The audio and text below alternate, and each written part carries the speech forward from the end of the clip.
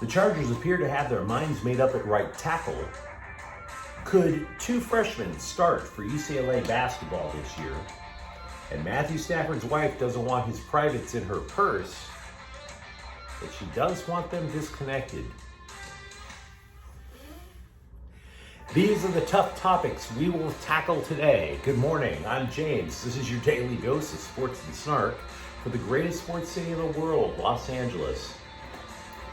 This is faithful Angelenos.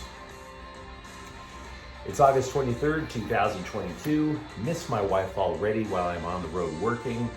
This is how I pass the time, chatting LA sports. I want to start off by thanking the new subscriber who joined in. If you like the content that we put out about LA sports, click the like button.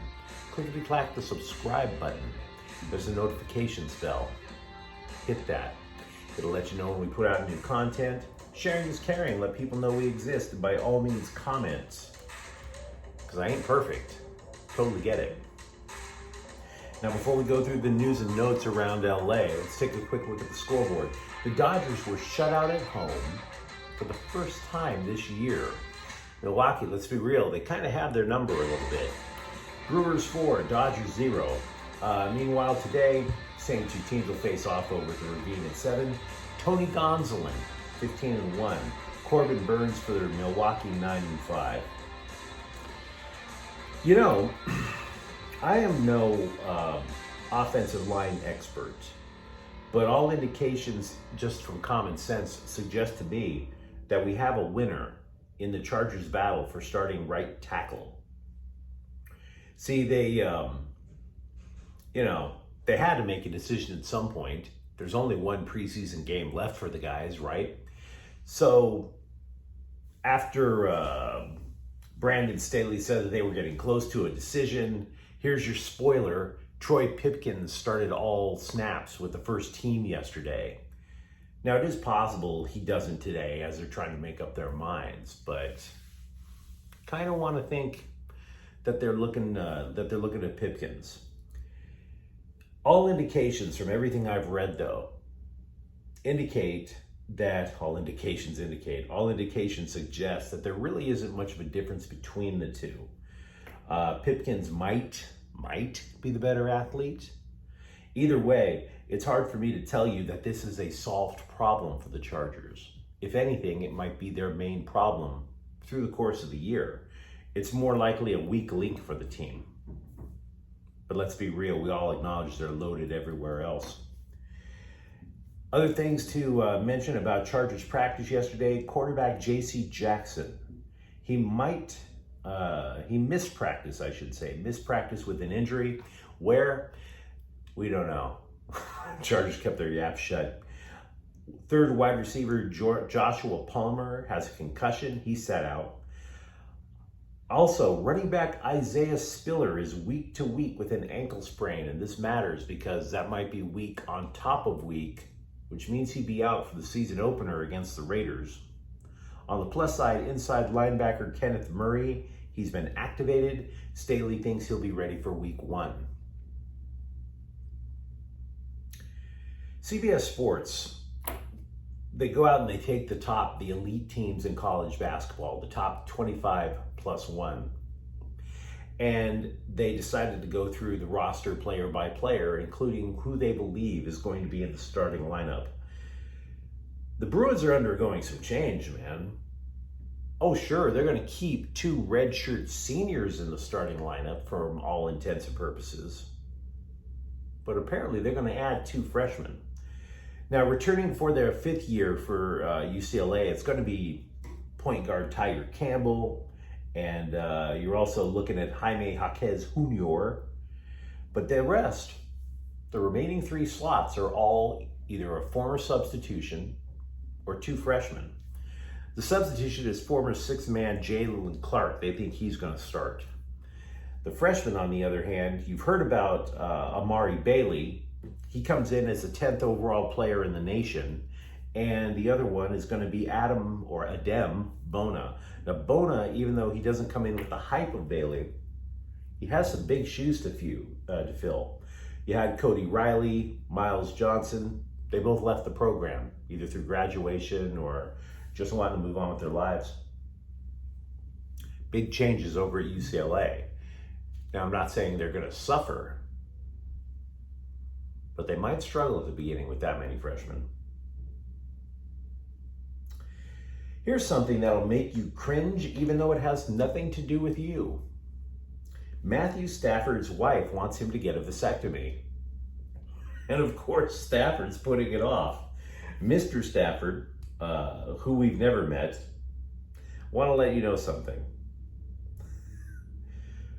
What you did with that female reporter when the stage collapsed a couple of months ago, that is exactly what you should do when your wife brings up a vasectomy. Turn around and walk away. Don't even acknowledge it. Just take your little sippy cup. I didn't hear anything. I didn't hear a damn thing. I support Matthew Stafford on this more than Andrew Whitworth did during the regular season. I have your back covered on this, pal. I get it. I realize it's a touchy situation. No pun intended.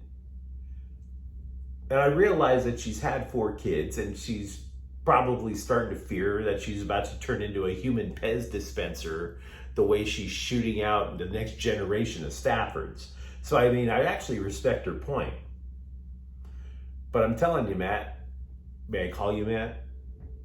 You're just going to have to add pull-out to your repertoire.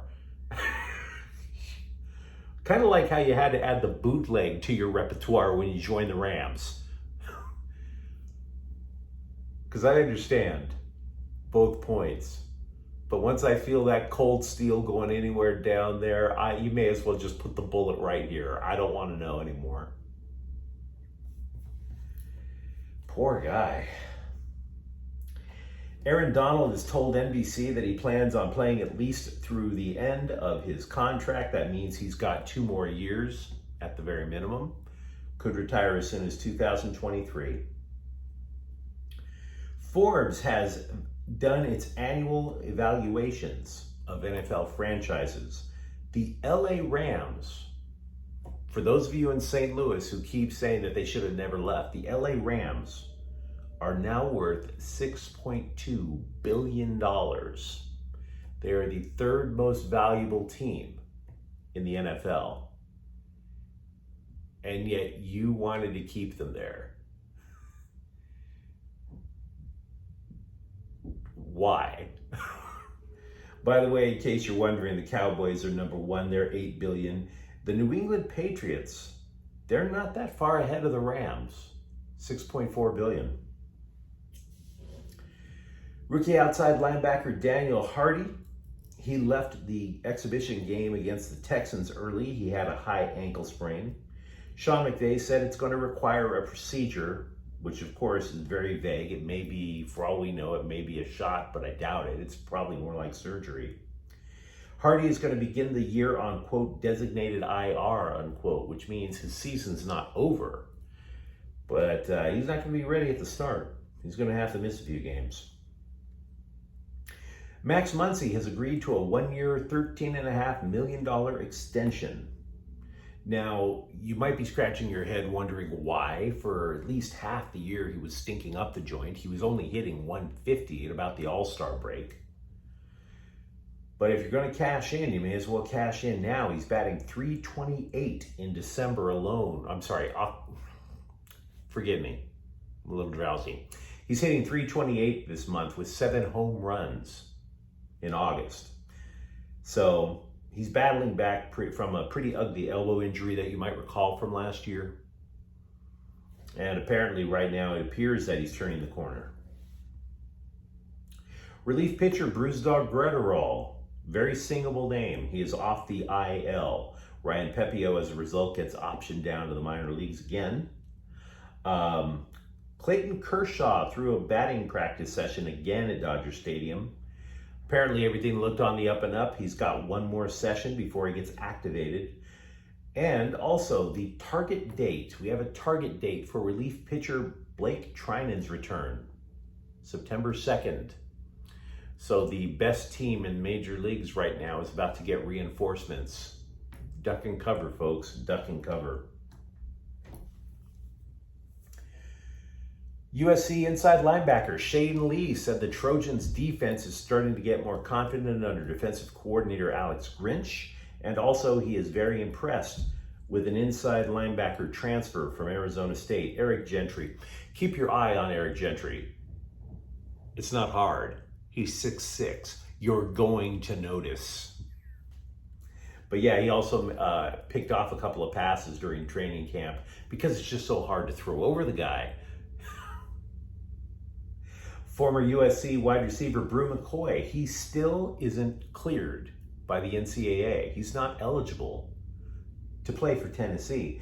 Now McCoy, he transferred to the Volunteers after a very ugly, tumultuous domestic violence case.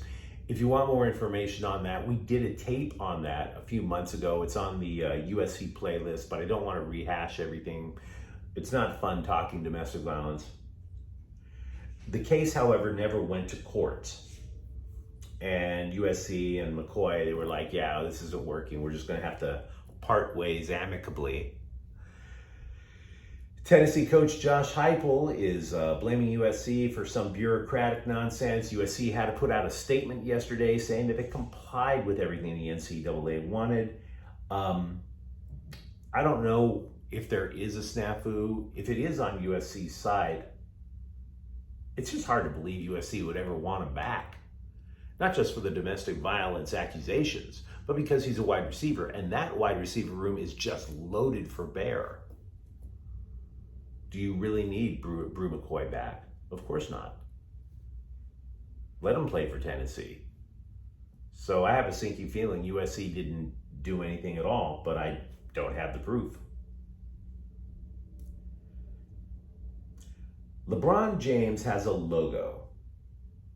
It's his initials, and they put it together to where it's kind of shaped like a crown, which he now has implanted on his teeth. Why? Other than the worst pun in human history, why would you do it? Get it? He had to get crowns for his teeth. Get it? Waka waka. I mean, billionaire humor, man, you just can't beat it, right? When you need a pick-me-up for the day, there's nothing better than just go finding your neighborhood billionaire and asking him to tell you a good pun while he's lighting a cigar with $1,000 bills. That's a real pick-me-up to the day, right? Keep it coming, LeBron. Keep the jokes about getting crowns for your teeth.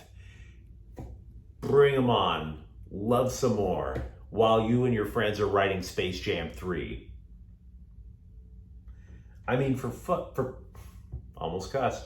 For Pete's sake, even Bugs Bunny is like, if I hear one more pun like that, I'm going to take Elmer Fudd's rifle and put it in my mouth instead of the carrot and just blow out the back of my little rabbit brain. That's all, folks. Teeth puns. Really, LeBron? Teeth puns. I don't even hate you. Teeth puns. Now, if you enjoyed that little nonsensical rant and the rest of this content, don't forget to like and subscribe to Faithful Angelenos. We are trying to build something here for LA Sports. I'm James. Thanks for watching. We'll be back tomorrow. Faithful Angelenos is a Kian Corta El Queso production. Take care.